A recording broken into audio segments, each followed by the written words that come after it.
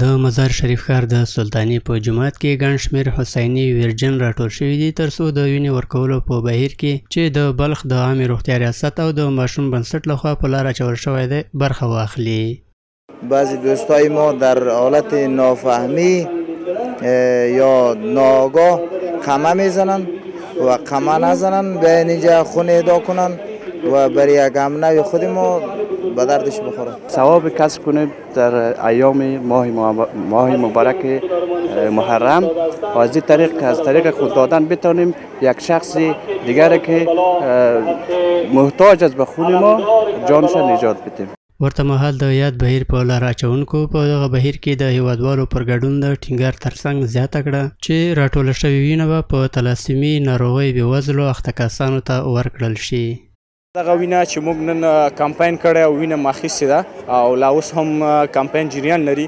دا وینه موږ خپله د دوی دپاره مشخص یخچالونه لرو په هغو کې ساتو. هغه ناروغان چې وینې ته اشداً اړتیا لري هغو ته په وړیا ډول باندې توزیع کیږي لکه تلایسیمیا ناروغان دي، هیموفیلیا ناروغان او انکولوژي داسې عملیات خانو ته پکاریږي.